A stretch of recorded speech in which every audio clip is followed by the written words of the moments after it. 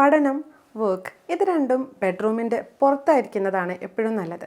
കാരണം ബെഡ്റൂമുമായിട്ട് നമ്മുടെ brain connect ചെയ്ത് വെച്ചിരിക്കുന്നത് ഒരു റിലാക്സിങ് മോഡാണ്. അതായത് നമ്മുടെ സ്ലീപ്പ് കാര്യങ്ങളൊക്കെ നമ്മളൊന്ന് റിലാക്സ് ആവാൻ വരുന്ന സ്ഥലമാണ് ബെഡ്റൂം എന്നുള്ളത്. സോ അതുകൊണ്ട് തന്നെ നമ്മൾ ബെഡ്റൂമിലിരുന്ന് പഠിക്കുകയോ വർക്ക് ചെയ്യുകയൊക്കെ ചെയ്യുകയാണെങ്കിൽ നമ്മുടെ ബ്രെയിൻ പലപ്പോഴും കൺഫ്യൂസ്ഡ് ആവും. അതായത് ഇത് ഫോക്കസ് ചെയ്യണോ, അത് കോൺസെൻട്രേഷൻ കിട്ടില്ല, അത് സ്ലീപ്പിലേക്കാണോ പോകേണ്ടത് എന്നുള്ള രീതിയിൽ കൺഫ്യൂസ്ഡ് ആയിട്ട് ഫോക്കസ് ചെയ്തിട്ട് നമുക്ക് വർക്ക് ചെയ്യാനോ പഠിക്കാനോ വേണ്ടിയിട്ട് കഴിയില്ല. അതുപോലെ തന്നെ നമുക്ക് ക്രിയേറ്റീവായിട്ട് അല്ലെങ്കിൽ പ്രൊഡക്റ്റീവായിട്ട് ചിന്തിക്കാൻ വേണ്ടിയിട്ടും കഴിയില്ല.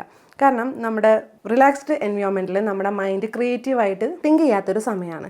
സോ അതുകൊണ്ട് തന്നെ ബെഡ്റൂമിലിരിക്കുമ്പം നമ്മുടെ ക്രിയേറ്റിവിറ്റിയും പ്രൊഡക്റ്റിവിറ്റിയും ഒക്കെ കുറയാനുള്ള ഒരു സാധ്യതയുണ്ട്. അതുപോലെ തന്നെ നമ്മുടെ സ്ലീപ്പ് സൈക്കിളിനെ അത് ബാധിക്കാനും സാധ്യതയുണ്ട്. കാരണം നമ്മളൊരു റൂമിലേക്ക് കയറുമ്പം നമ്മുടെ മനസ്സിൽ അതൊക്കെ കുറച്ച് കഴിഞ്ഞിട്ട് ഉറങ്ങാൻ പോവാണ് എന്നുള്ളൊരു രീതിയിൽ വന്ന് നമ്മൾ ഉറക്കത്തിലേക്ക് കിടക്കുന്ന ആ ഒരു പാറ്റേൺ പലപ്പോഴും അവർക്ക് മാറ്റേണ്ടി വരുന്നുണ്ട്. അതായത് നമ്മുടെ വർക്ക് ചെയ്യാനാണോ ഉറങ്ങാനാണോ കയറുന്നതെന്നുള്ള രീതിയിൽ ബ്രെയിൻ തന്നെ ഒരു കൺഫ്യൂഷൻ വരുന്ന രീതിയിലേക്ക് ആയി മാറുകയും ചെയ്യും. അപ്പോൾ എപ്പോഴും ബെഡ്റൂമിൽ നിന്ന് പുറത്തുള്ള ഒരു സ്പേസ് എടുത്തിട്ട് അവിടെ നല്ല രീതിയിൽ വർക്ക് ചെയ്യും, അതുപോലെ ഉറങ്ങാൻ അല്ലെങ്കിൽ റിലാക്സ് ചെയ്യാൻ വേണ്ടിയിട്ട് റൂം ഉപയോഗിക്കുകയും ചെയ്യുന്നതാണ് എപ്പോഴും നമ്മുടെ ബ്രെയിൻ ആക്ടിവിറ്റിക്ക് ബെസ്റ്റ്.